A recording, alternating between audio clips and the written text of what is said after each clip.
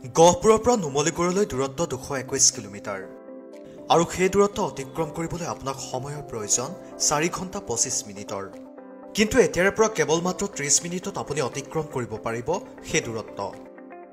ব্ৰহ্মপুত্ৰৰ তলেৰে নিৰ্মাণ হ'ব দেশৰ দীৰ্ঘতম সুৰংগ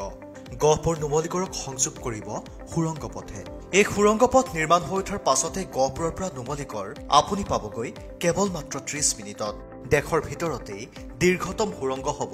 গহপুৰ নুমলীগড় সুৰংগ পথ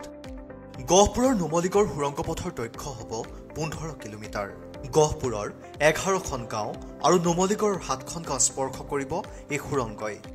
সুৰংগৰ বাবে স্থানান্তৰ হ'ব 520টাকৈ পৰিয়াল ইতিমধ্যে বন ৰাজহ মীন লোক নিৰ্মাণ আৰু কৃষিকে ধৰি মুঠ 5টা বিভাগে অব্যাহত ৰাখিছে জৰীপ 2019 চনত প্ৰথম আৰম্ভ হৈছিল জৰীপৰ কাম কিন্তু 2021ত কাৰিকৰী অসুবিধাৰ বাবে বন্ধ কৰা হৈছিল জৰীপৰ কাম ইয়াৰ পাছতেই পুনৰ 2024 চনৰ 10 জানুৱাৰীৰ পৰা আৰম্ভ হৈছে জৰীপৰ কাম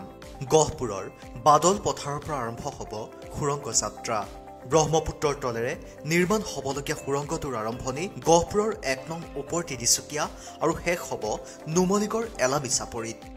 জৰীপ শেষ হ'লেই আৰম্ভ হ'ব সুৰংগ নিৰ্মাণৰ কাম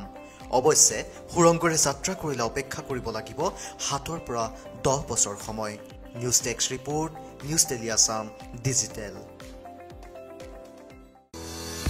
টেলিভিছনৰ পৰ্দাত বাতৰি পঢ়াৰ সপোন আপোনাৰ আছে নেকি সংবাদ প্ৰতিষ্ঠানত সাংবাদিকতা কৰাৰ সপোন আপোনাৰ আছে নেকি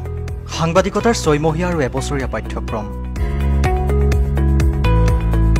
সংবাদ প্ৰতিষ্ঠানত কৰ্মৰত অভিজ্ঞ সাংবাদিকৰ দ্বাৰা পাঠদান anchoring reporting graphics designing video' editing production control room videography এই সকলোবোৰ বিষয়ক সামৰি এতিয়া আপোনাৰ প্ৰিয় চহৰ যোৰহাটত গঢ় লৈ উঠিছে বাগদেৱ ইনষ্টিটিউট অফ জাৰ্নেলিজিম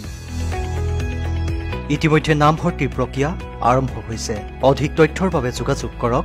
9365438259 নম্বৰত ঠিকনা জেবি ৰোড আপোনাৰ প্ৰিয় চহৰ যোৰহাট